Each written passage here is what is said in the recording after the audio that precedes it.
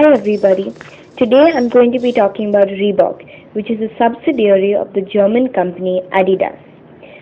Today, Reebok is a world-renowned brand in the sports equipment, training and fitness industry as a producer of clothing, accessories and athletic shoes. So, today, the super special or rather super special case that we will analyze under the subject of intellectual property rights is the case of Reebok shoes. In order to understand the full significance of the intellectual property rights and their effect on the Reebok brand name, let's go down to the history of how and why Reebok originally got its protection in terms of intellectual property. So come on, let's take a walk with Reebok.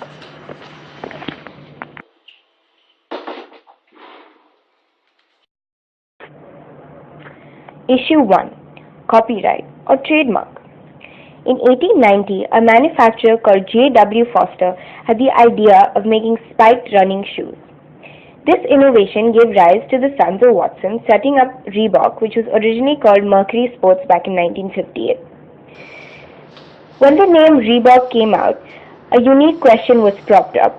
How do they protect the unique identity of their running shoes? That was the question that J.W. Foster was stuck with. Now, in terms of intellectual property, when the question arose, let's look at what kind of protections they were eligible for, or which kind of protection was even possible on the simple Reebok logo.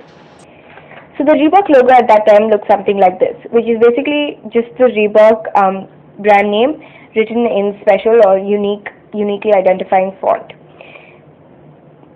So the two kinds that were possible in this case were a copyright or a trademark. But the question then became, how could they acquire protection? Copyrights were granted on the brand automatically if it qualified as a work of art.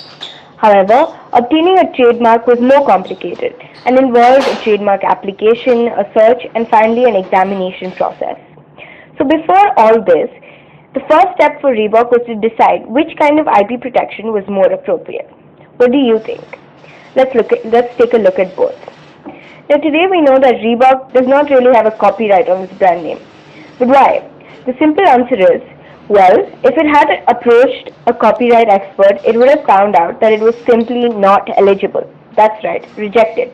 There were two main reasons for this. First of all, the Reebok brand, as you can see, only consisted of simple geometric design and text. Hence, it did not meet the threshold of originality needed for copyright protection. You might be wondering why. I mean, the name Reebok sounds original enough, right? Wrong. Reebok comes from the African word Reebok, which means gazelle or antelope.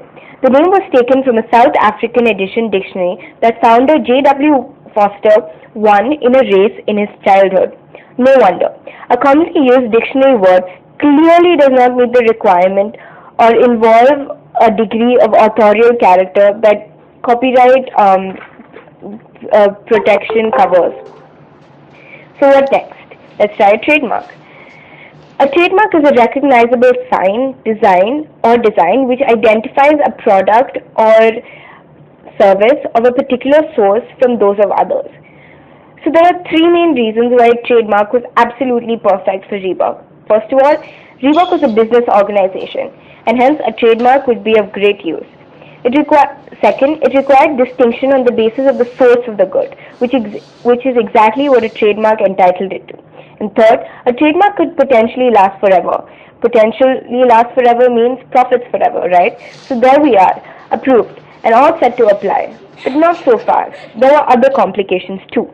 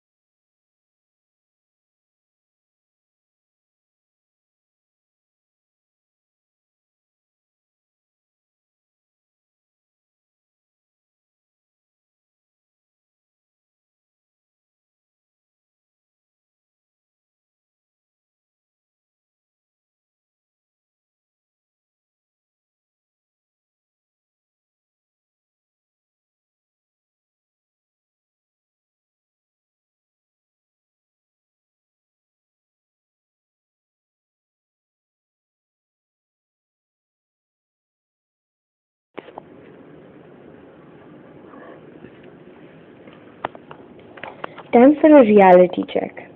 A cost-benefit analysis. One of the key benefits that a trademark entitled Reebok to came in the fact that it could now legally sue any competitor who indulged in the thought of passing off or the attempt of confusing customers by adopting a similar or the same identity as Reebok. With this came several other benefits. The brand was now gained a sense of exclusivity and became a part of the brand perception. This in turn meant greater customer loyalty and hence greater profits as more customers were committed to buying Reebok products. Needless to say, there were certain costs as well. To be precise, time, money, and of course, short-term profits. However, getting a trademark was necessary